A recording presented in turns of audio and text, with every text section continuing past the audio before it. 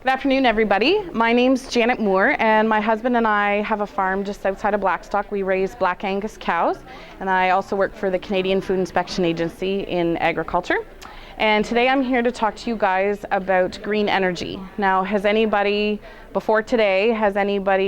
familiar with forms of green energy? Yeah. Solar, what else? Thermal, yeah. Anything else? Yeah. Wind. Yeah, those are three of the most common ones that you see today. Obviously, there's quite a few solar panels around. We have been using that technology for quite a while. I'm sure everybody almost every day has used a solar-powered calculator for a lot of years. It's the same type of technology, just on a much bigger scale, obviously. I'm sure some of you have seen the wind turbines that are on Lake Ontario and north of Shelburne, north of Toronto. And geothermal, UOIT is using it to heat some of their buildings as well as homes. They put water lines in the ground and they're able to capture heat from the earth to heat our homes. It is one of the oldest green energies. The Romans actually developed that system and was able to harness the energy from the earth. But today I want to talk about a few more that you might not have heard of. The first one is called anaerobic digestion. And basically it is making energy and electricity from waste products. So as you can see, this is in a farm setting. They make a big concrete pit. And in the pit basically is filled with livestock manure, some restaurant wastes, food scraps, things like that, anything high in energy. They add liquids to it and anaerobic microbes. Now anaerobic microbes are the ones that don't require oxygen to survive. So they digest the waste material and create methane gas. So we capture that methane gas in big balloons and we're able to convert that methane gas into electricity. So this is quite an expensive process. You can see there's a fair bit involved in building and setting it up, so that is somewhat limiting. There are a few farms in the area that do have this, but since it is so expensive, they're trying to develop ways to make it more cost effective. The next ones I want to talk to you about are ethanol and biodiesel. Now maybe when you go to fill up, you see may contain up to 10% ethanol on the gas pumps. That is locally produced. Ethanol, they're talking about putting an ethanol plant in South Oshawa. There's currently one east of Peterborough, south of Ottawa, and there's several in Western Ontario. Ethanol is made from corn. They harvest the corn, grind it up, mix it with water, sugar, and enzymes, and then it ferments. So basically it's a similar process to making beer or whiskey. So as it ferments, they siphon off the alcohol or ethanol, and then that can be added to our fuel blends to power our vehicles. The corn mash that's left over can be fed to livestock. It's very high in energy, so it's a good livestock feed. So there's no part of the plant wasted, and there's no waste products to that process at all.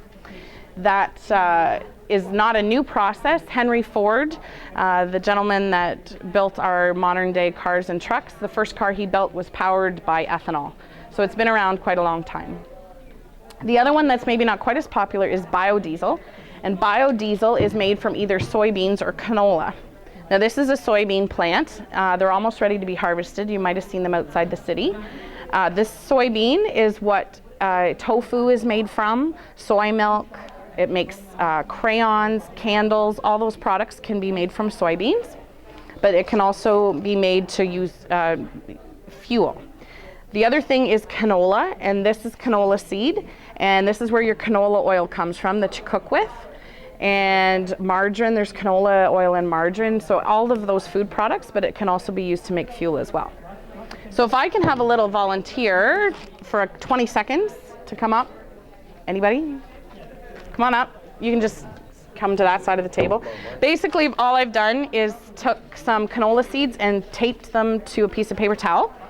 And we're just gonna see how well his muscles are working today and just crush the canola seeds on the paper towel back and forth several times. Okay, that's good. Yeah, you can have a seat. So you can start to see that the oil from the canola seed is starting to seep through onto the paper towel. That's the canola oil you cook with. And that's also biodiesel. That's how easy it is. But as you can tell, it takes quite a bit of pressure to get a little bit of oil out. So processes have been developed that apply a lot of pressure and heat to the oil and to the beans and the canola, and they can extract a lot more oil. So this setup is one that was built by a farmer. He built it on a small scale to power his own tractors and equipment. So you can see the beans or canola come in the top. They're put under extreme heat and pressure in that cylinder and extract the oil. We then collect the oil, and after a simple refining process, just to get some of the glycerin out so it doesn't gunk up the engines as much, it's ready to be used in tractors and farm equipment and diesel engines. You can see it also makes a byproduct, but this is high in protein and again is a good livestock feed. So there is also no waste. The first internal combustion engine, or our modern day engine, was invented by a man named Rudolf Diesel. That's why it was diesel engine, in 1898, and it was built to run on peanut oil. So same kind of thing. So a lot of these processes are not new. We just got away from using them in recent years because fossil fuels and petroleum were so readily available and inexpensive. But now that we've been depending so heavily on them, the world's supplies are depleting, and we need to really get back into thinking about renewable ways to produce our energy that we need to run our homes and cars and modern day lives. The last one I want to mention, you might not have heard of, it's not quite as common, and it's called biomass. And this is sorghum Sudan grass, and as you know from science class, all plants can harvest and store energy from the sun through photosynthesis. So there's energy in this plant if we can figure out a way to use it. So what happens is we harvest this. We harvest it and we can bale it in bales like this, but on a much bigger scale, send it to a plant and get it pelleted. So it comes out looking kind of like dog food. And we can burn those pellets and therefore create energy. The good thing about sorghum Sudan grass and other grasses like it is it can be grown on poorer soils, so we're not sacrificing our prime cropland that we need to grow food for ourselves in order to get this fuel source. And that's about it, guys.